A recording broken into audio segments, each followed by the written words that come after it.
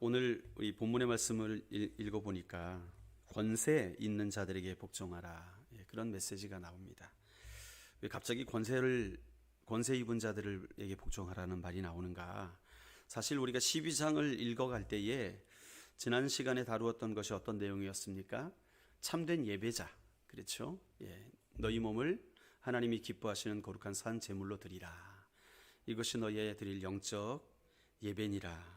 그 말씀을 쭉 설명한 게 바로 12장 전체의 내용이었지요.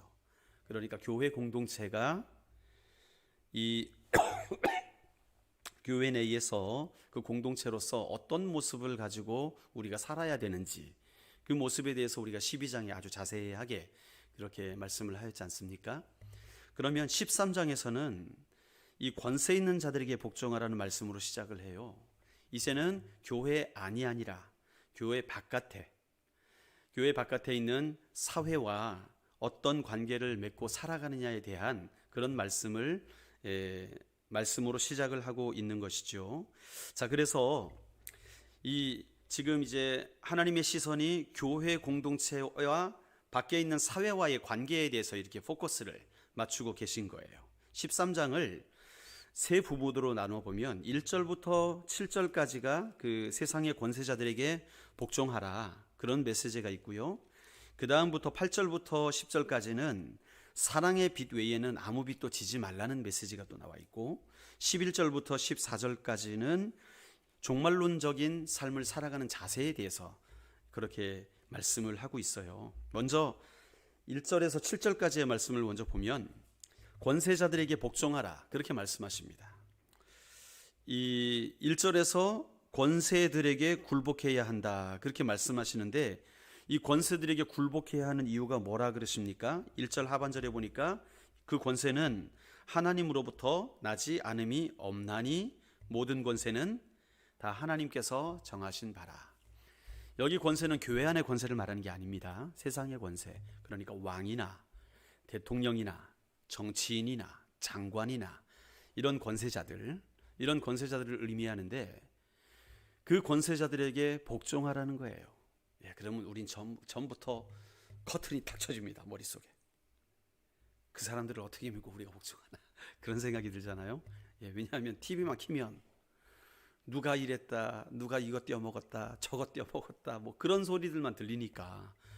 저는 올해 들어서 정치인들이 정말 사회를 아름답게 섬겨가지고 세상이 이렇게 밝아졌다, 이렇게 사람들을 구해가지고 이 도시가 너무나 아름다워졌다, 귀해졌다, 이런 소식을 들어본 적이 없네요. 여러분들은 어떻습니까? 거제시장이 거제도를 너무나 아름답게 잘 섬겨가지고 이번 거제시장은 정말 상을 줘야 된다고, 그런 얘기 들어본 적 있습니까? 저만 못 들은 건가요? 제가 거제신문을 잘 안 읽어요. 그래서 모르는 건가 모르겠어요. 이 사회가 정말 그래요. 이 리더들이 참 백성들이 뽑아줬으면 백성들의 의견을 잘 담아서 백성들이 아픈 곳을 긁어줄 수 있는 그런 통치를 해야 되는데, 이 사회가 참 그런 모습을 잘 못 보여주는 것 같아요. 그럴수록 우리가 좀 더 이 리더들을 위해서 우리가 뭐 수요일마다 금요일마다 기도하지만 늘 기도해야 될 줄로 믿습니다. 이 남의 나라가 아니잖아요. 우리 나라잖아요. 그렇죠? 자, 오늘 바울이요, 그 권세자들에게 복종하라. 왜냐하면 권세가 하나님께서 부여하신 권세라는 거예요. 모든 권세가 다 하나님께서 결정하신 것이기 때문에 권세가 어떤 개인에 의해서 자기 스스로 이렇게 되어지는 게 아니라는 것입니다. 이 하나님의 백성들은 세속사회의 권력 구조를 세상의 사람들이 보는 것처럼 봐서는 안 된다는 거예요. 어떻게 봐야 되느냐? 세상의 권력 구조에 대해서도 하나님의 관점으로 볼 수 있는 눈이 열려져야 된다. 하나님의 관점으로. 자, 권세는 하나님이 부여하신 것이기 때문에 그 권세에 가진 자를 두려워해야 한다, 그런 의미로 말씀을 하고 있습니다. 그렇기 때문에 2절에서는 권세를 거스리는 자는 누구가 정하신 뜻을 거스리는 거예요? 하나님이 정하신 뜻을 거스르게 되는 거죠. 하나님의 뜻을 거스르게 되면 심판을 받을 수밖에 없는 거죠. 그렇죠? 그래서 이게 원론적인 이야기입니다. 원론적인 이야기. 그러면 아까 했던 이야기 있잖아요. 그들을 어떻게 믿습니까? 그들이 잘못할 때는 어떻게 합니까? 여러분, 그것은 우리의 영역을 살짝 넘어가는 거예요. 자, 하나님께서 권세자들에게 권세를 주실 때에는요, 그들에게 권세를 주시면서 더 큰 책임을 주십니다. 더 큰 책임. 예. 그렇기 때문에 그들이 하나님의 뜻 가운데 잘 행하게 되면 하나님께서 그들의 모든 일을 함께 하실 것이고, 그들이 도둑질하거나 아니면 자신의 사리사욕만 챙기거나 하게 되면 결국에는 하나님께서 치세요. 예. 아무리 그들이 교묘하게 잘 이렇게 주머니를 찬다 하더라도 결국에는 하나님께서 그들을 다스리십니다. 그들의 책임을 묻는 일은 물론 극단적인 경우가 있지요. 이를테면 2차 세계대전 때 독일의 나치가 여러분, 나치가 어떻게 그 정권을 장악했는지 아십니까? 무력으로 했을까요? 투표했습니다. 그래서 나치가 히틀러가 우리 대표가 됐으면 좋겠다, 총독이 됐으면 좋겠다고 온 국민이 투표해가지고 뽑힌 거예요, 그 당시에. 그런데 그 히틀러 한 사람으로 인해서 어마어마한 비극이 일어났잖아요. 예. 그러한 경우라든지 또 우리나라도 일제 강점기 때 우리의 리더들이 일본과 이 일본의 그 힘에 못 이겨가지고 친일파가 되어서 오히려 백성들을 억압하는 일들이 종종 있었지요. 예.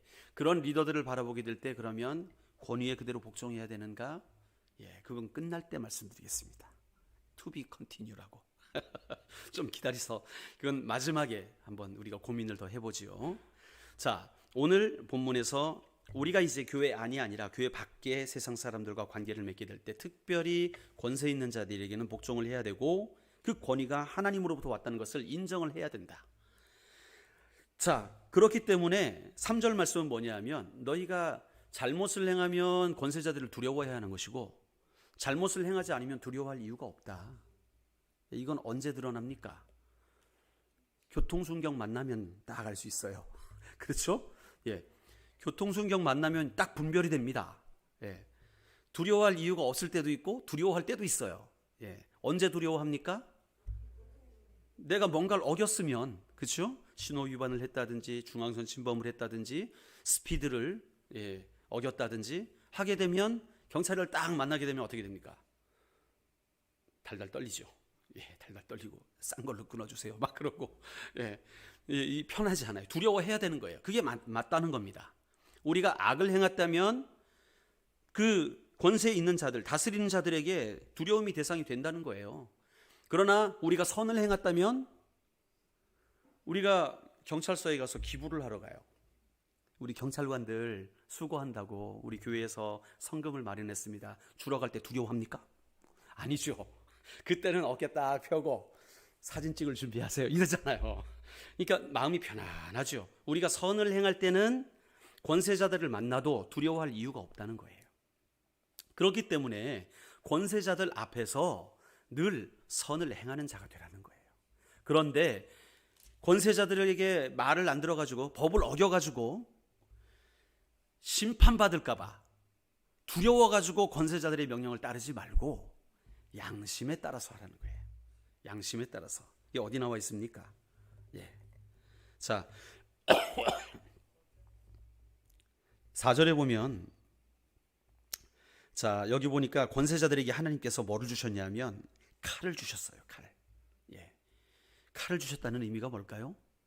예. 우리를 벌할 수도 있고 살릴 수도 있는 그런 권세를 주셨다는 거예요. 예.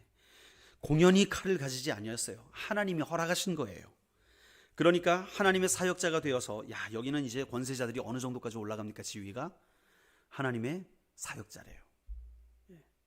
경찰관들이 그리고 정치인들이 국회의원들이 하나님의 사역자라네요. 왜요? 하나님께서 허락하신 권위니까. 꼭 그렇게만 생각할 것도 아니죠. 주차장에 가면 누가 하나님의 사역자입니까? 주차요원. 주차할 때는 주차요원 말 들어야죠. 예. 화장실 가면 누구 말 들어야 되는지 아닙니까? 공중변소에 가면 청소 아줌마. 아니 저는 참 황당하더라고요. 저번에 어딜 화장실 갔는데 남자 화장실에 아주 막 들어와가지고 마포자루로 막 문지르는데 볼일을 보고 있는데 그 옆에서 막 계속 해가지고 어떡합니까? 권세 있는 자인데 어떻게 할 수가 없는 거예요. 그 자리에서. 예. 뭐 하시는 겁니까? 나가세요라고 말할 수도 없고, 예. 권세가 있기 때문에. 예. 화장실에는 그런 분들이 권세가 있는 거죠. 또 아파트에는 누가 권세가 있습니까? 수의 아저씨. 예. 수의 아저씨가 권세 있는 자죠. 예. 주유소 가면 누가 권세 있는 자입니까? 계산해 주는 사람. 예. 이 총 꽂아주는 사람. 그 사람 말 들어야 되는 거죠. 셀프가 아닌 이상. 하나님께서 허락하신 권세자들은 우리가 그 앞에서 선을 행하면 두려워할 것이 없고, 그 앞에서 꿀리는 일을 하면, 악한 일을 하면 두려워해야 된다는 거예요. 왜냐하면 그들에게 하나님이 칼을 공연히 주신 게 아니라는 것이죠. 그들이 마땅히 할 일을 행할 수 있도록 힘을 주셨다는 거예요. 그렇기 때문에 그 이 땅의 모든 권세자들을 존중하고 그들이 하는 일들에 대해서 잘 따르라는 것이죠. 그런 메시지입니다. 이게 뭐 별로 꼬아서 생각할 게 없어요. 그대로 받아들이면 됩니다. 자, 여기 이 관원들, 하나님께서 권세를 준 사람들은 하나님의 사역자로도 불리고요. 여기 보니까 좀 굉장히 이렇게 높이 평가를 하세요. 선을 이루기 위해서 하나님께서 세우신 일꾼이라는 거예요. 다시 말해서 이런 사람들은 사람들의 평안과 안녕을 유지해 주기 위해서 하나님께서 하나님의 권세를 맡겨주신, 예, 그런 사람들이죠. 대리자입니다. 대리자. 자, 믿는 사람도 과속하면 카메라가 두렵고 경찰이 두려워지는 것처럼 우리가 세상의 모든 권세자들 앞에서 복종하지 아니하면 그 칼의 위협을 받아 마땅하다는 것이죠. 여기서 악이 뭡니까? 악이란 하나님이 권세자들에게 권위를 부여하여서 관리하도록 하는 그 사회적 제도를 거스리는 게 악입니다. 주차장에서 주차위원 말 안 듣고, 이거 주차카드, 요즘에 카드 안 뽑죠. 예. 뭐 그 이쪽에 대라는데 저쪽에 막 대고, 뭐 가운데 이거 뭡니까? 사이드 주차 브레이크 하지 말라 그랬는데 막 올려놓고 이러면은 말 안 듣는 거죠. 근데 성경은 그걸 뭐라 그러냐면 악이다. 예, 그렇게 말하는 거예요. 예, 악이다. 저도 그저께 악을 범했네요. 110km를 밟고 와가지고 100km 전인데, 예, 110km 이런 것들이 악이라는 거예요. 그래서 사회적으로 그들이 권세를 가지고 있기 때문에 그들을 거스르는 일은 하나님이 악으로 평가하십니다. 예. 근데 우리는 안 그럴 때가 많아요. 여러분 군대를 갔다 오신 분들은요, 예비군 훈련을 하거든요. 젊을 때, 30대 때. 그러면 예비군 훈련장에 가면 조교들의 말을 들어야 돼요. 예. 왜냐하면 훈련생으로 예비군이 다시 들어간 거고, 거기에 있는 조교들은 나이는 어리지만 조교예요. 조교의 말을 들으는 게 마땅하죠.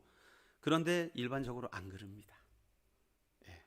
그 사람들은 지금 복역하고 있는 사병이고, 이 사람들은 이미 제대한, 예, 계급도 벌써 병장들이고 다.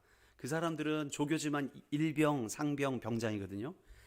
한참 밑이에요. 그러니까 저 선배님들 줄 좀 서주시기 바랍니다. 그러면 안 서요. 쫙 허리 꺾고 보면 가관입니다. 아주 이 양복 입고 말끔하게 다니던 사람들이 예비군복을 입고 나면 자세가 틀렸어요. 자세가.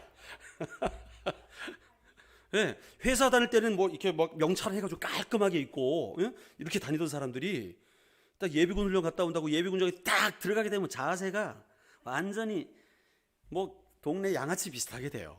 그래가지고 말도 안 듣고 그 사람들한테 심부름이나 시키고 뭐 줄 서라 그래도 누워 있고 막 대단합니다. 볼만합니다. 이걸 악이라 그러는 거예요.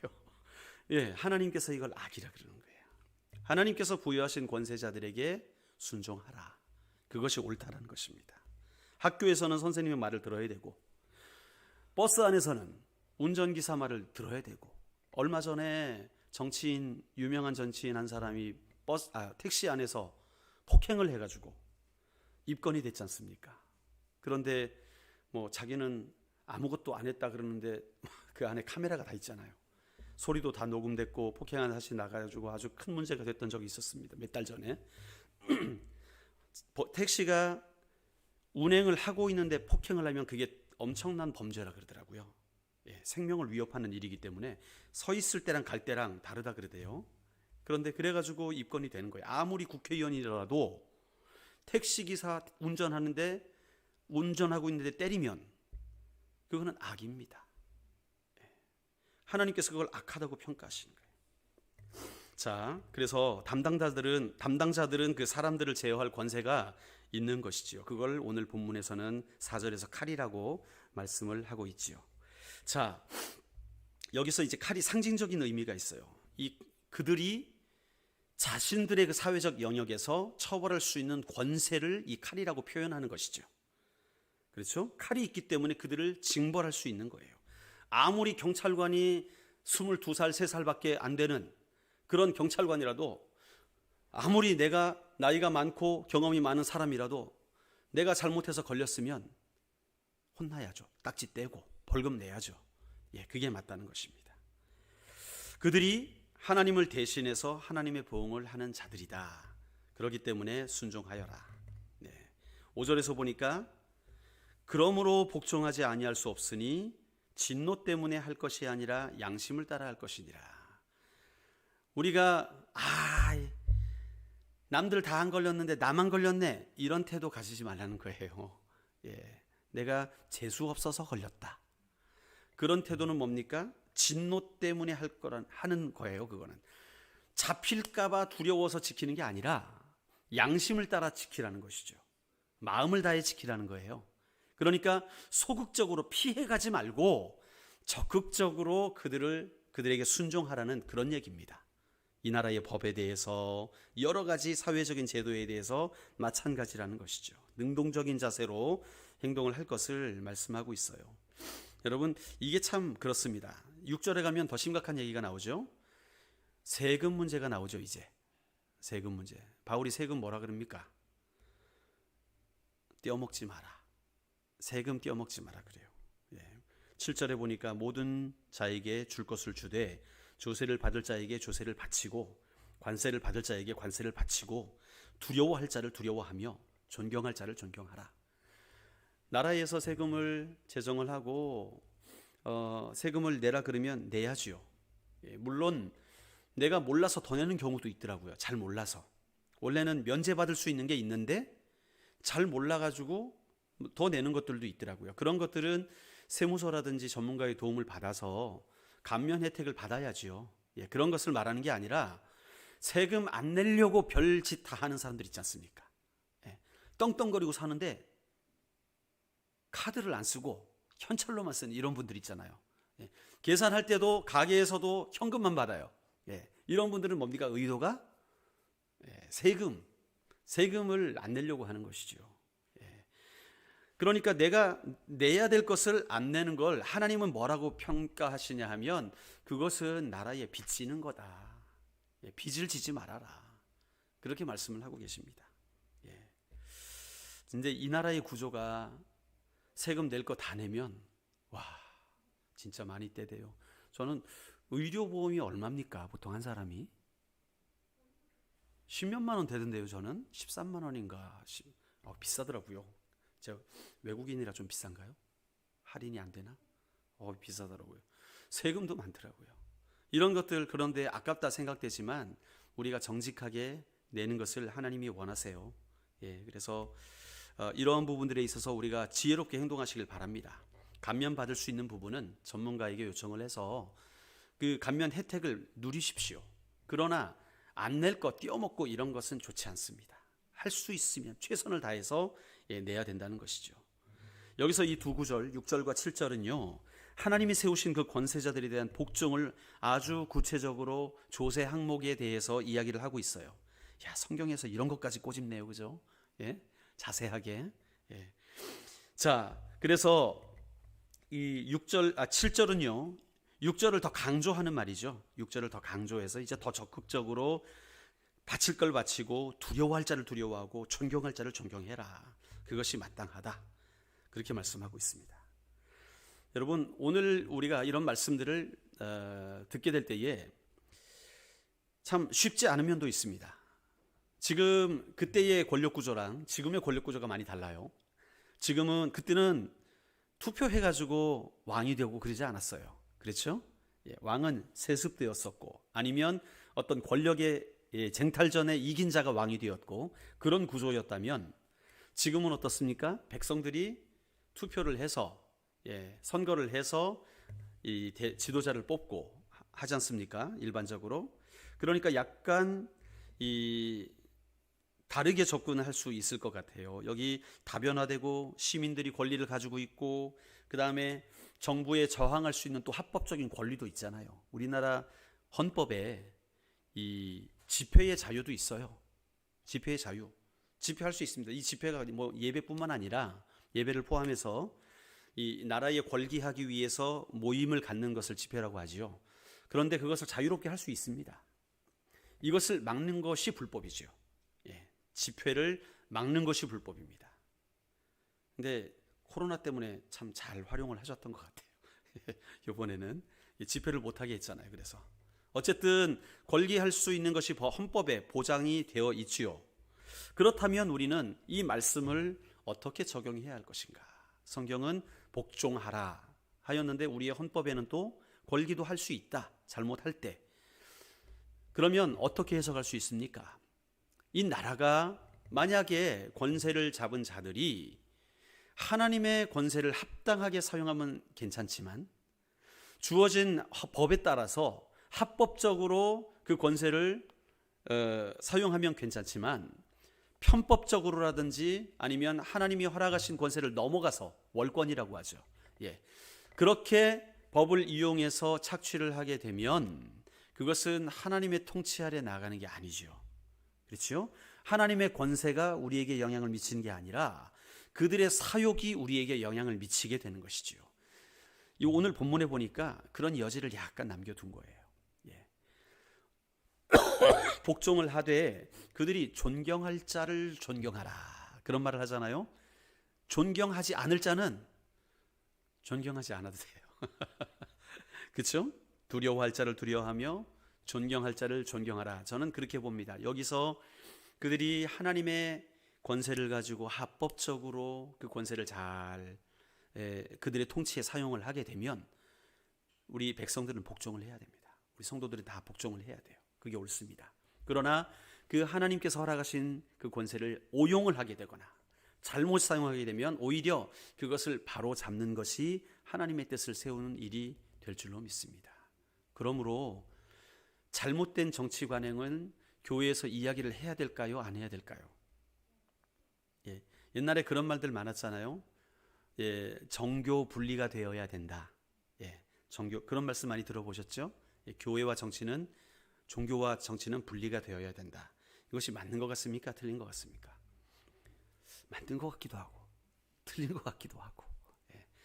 사실 과거에 교회에서 특별히 강단 위에서 정치적인 색깔을 말하고 정치적인 문제를 말하는 것들에 대해서 안 좋게 보는 시선도 상당히 많이 있었습니다. 지적을 하는 것도 많고 또 이 신문에서도 그런 것들을 꼬집는 기사들도 참 많이 있었습니다. 그런데 성경을 보면 그렇지 않아요. 성경을 보면 분명히 이 종교 지도자가 정치에 대해서 깊이 관여하고 있습니다. 다윗이 정치를 잘못하고 있을 때 하나님께서 나단 선지자를 보내셨어요. 그래서 그의 잘못을 깊이 지적을 합니다. 하나님의 백성들은요, 이 사회적인 책임을 가지고 있는 사람들입니다.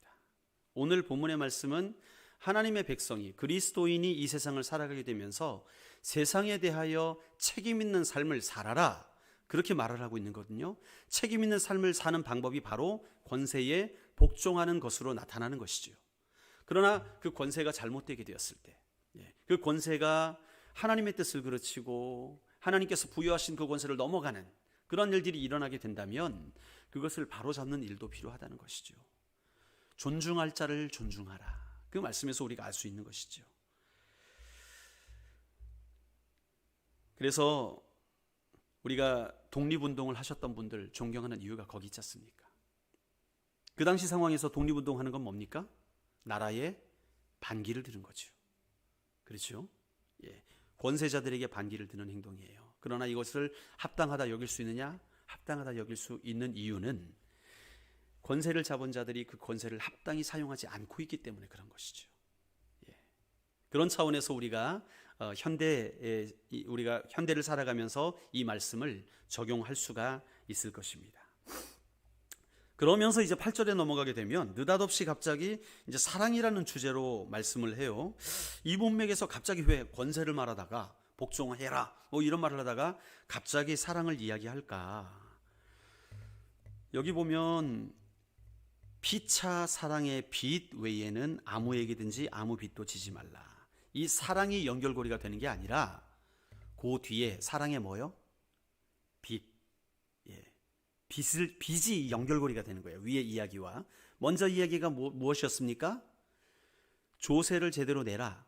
관세를 제대로 내라. 그 말이었죠. 다른 말로 하면 나라의 빚을 지지 마라. 낼 거 다 내라는 거예요. 예.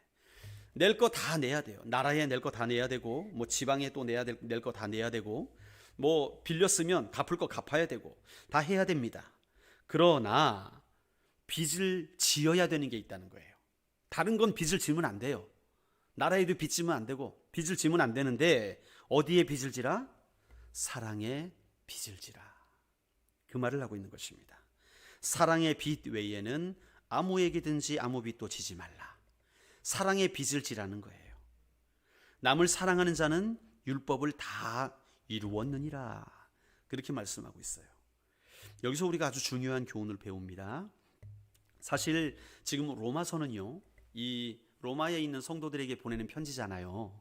우리가 오랜 시간 로마서를 지금 강의에 오면서 기억하고 있는 것은 지금 로마 교회에 두 가지 부류의 사람들이 있었잖아요.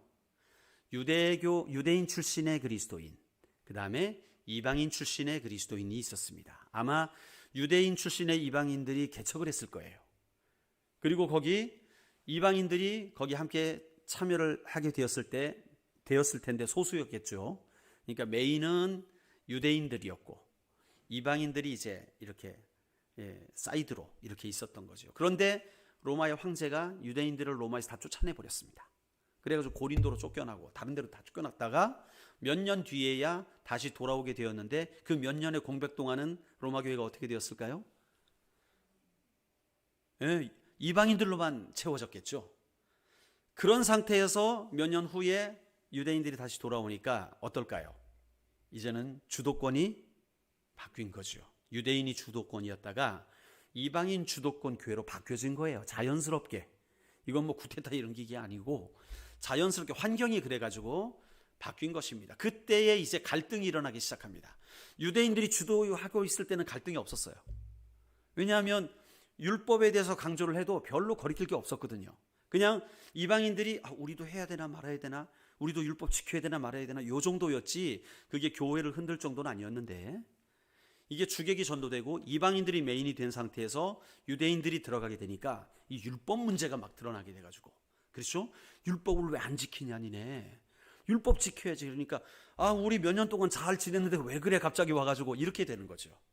이래가지고 분쟁이 생기니까 그 소식이 바울에게 들렸어요. 그래서 기록한 말씀이 로마서잖아요. 자, 율법을 먼저 받은 너희가 율법을 받았다고 해서 너희가 구원받은 것이냐? 아니라는 거죠. 율법을 지켜야 구원받는 것인데 율법을 지킬 수 없으니까 너희도 하나님의 진노 아래 있다. 자, 이방인들은 율법은 받지 못했지만 그들이 우리 교회에 들어와가지고 하나님의 말씀대로 산다. 그러니까 그들이 하나님을 믿는 믿음, 예수 그리스도의 은혜를 아는 그 믿음을 통해서 그들은 구원받는다. 그러므로 유대인들도 율법에 의존할 게 아니라 예수 그리스도의 의의를 힘입어야 된다.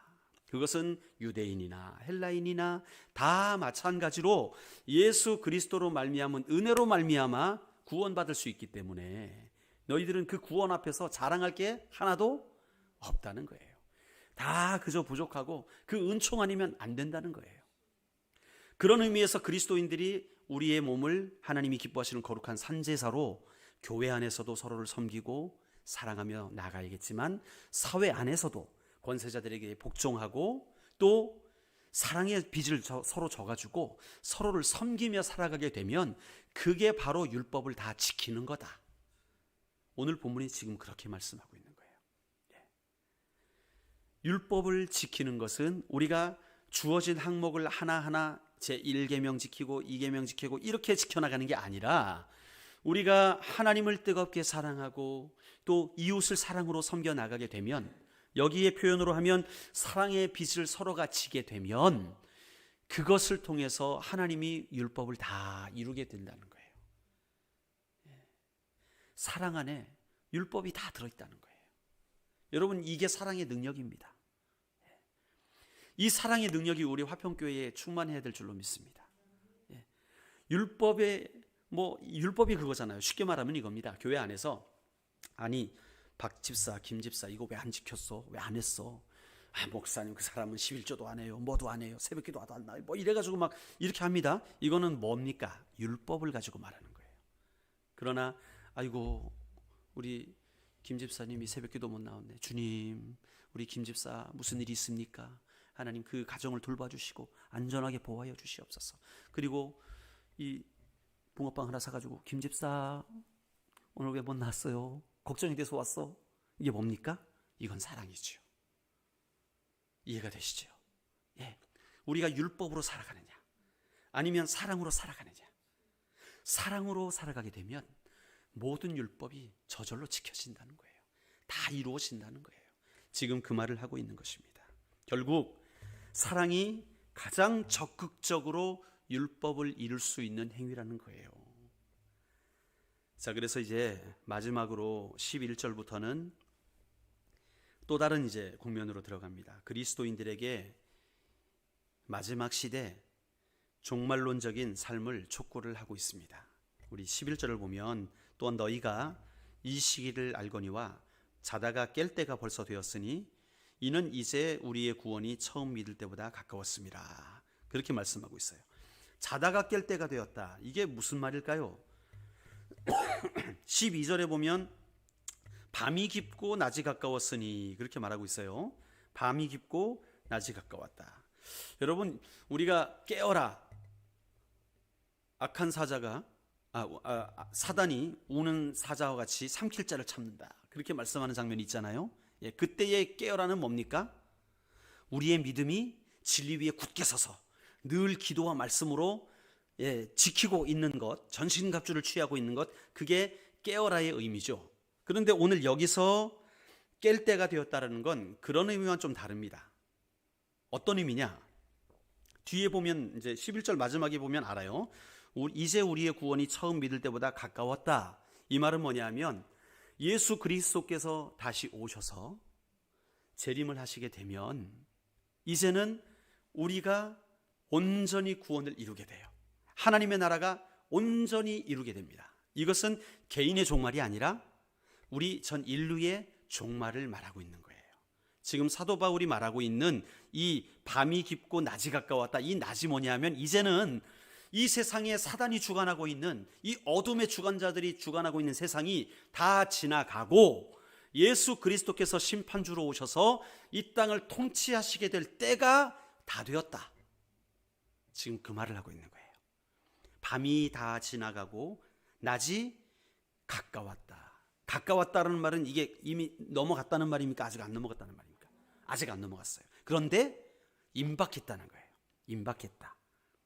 자, 여기서 이제 예수님이 오실 때가 가까웠다. 이렇게 해석할 수 있어요. 예수님이 오실 때가 가까웠다. 그러므로 우리가 해야 될 게 있다. 옷을 갈아입어라. 그렇게 말합니다. 옷을 갈아입어라. 옷을 왜 갈아입을까요? 옷을 성경에서는 옷을 어떤 의미를 부여하냐면 이 옷은 성도들의 행실이라. 이 계시록에 나와 있는 말씀입니다. 성도들이 세마포를 입고 나오게 될 때에 요한이 저게 뭡니까? 하니까 저것은 저 성도들의 행실이다. 행실. 우리의 삶이라는 거예요. 삶의 모습. 그런데 어떤 옷을 입었었습니까? 우리가. 자, 12절에 보니까 그러므로 우리가 어둠의 일을 벗고 그랬어요. 입고 있던 옷이 뭡니까? 어둠의 일을 입고 있었다는 거예요. 어둠의 일을 입고 있었는데 이제는 그것을 벗어버리고 빛의 갑옷을 입자. 그렇게 말씀하고 있어요. 자, 어둠을 벗고 빛의 갑옷을 입자. 여러분, 옷 입고 벗는 것이 힘듭니까? 쉽습니까?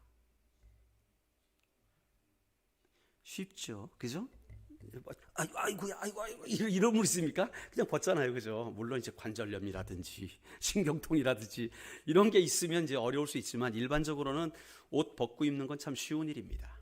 때가 묻었으면 벗는 것이고 깨끗한 옷으로 갈아입는 것이지요. 자, 벗고 입으라는 표현으로 말씀하는 것은 뭐냐면 우리가 원하면 할 수 있다는 거예요. 예, 우리가 원하면 할 수 있다는 거예요. 이게 불가능한 일이 아니다. 쉬운 일이라는 거예요. 그러므로 우리가 이 어둠의 일을 벗어버리고 빛의 갑옷을 입으라는 거예요. 갑옷이란 말에는 이 전쟁 용어잖아요. 공격이 있다는 거죠. 공격이 있기 때문에 빛의 갑옷을 입으라. 그러면 어둠의 일이 뭡니까? 어둠의 일. 9절에 나오죠. 그렇죠? 9절. 아니죠. 뒤에 13절에 보니까 어둠의 일이 뭐예요? 방탕하거나 술 취하거나 음란하거나 호색하거나 다투거나 시기하는 게 어둠의 일이었어요. 이 어둠의 일을 다 싸잡아서 한마디로 말하면 정욕을 위하여 육신의 일을 도모하는 게 어둠의 일이었어요. 14절 마지막에 나옵니다. 이것을 벗어버리고 털어버리고 무엇을 입어야 돼요? 반대겠죠. 그렇죠? 반대예요. 반대. 방탕하지 말고 술 취하지 말고 음란하지 말고 호색하지 말고 다투지 말고 시기하지 말고 한마디로 말하면 단정히 행하라. 단정히 깔끔하게 단정하게 그렇게 하라는 거예요.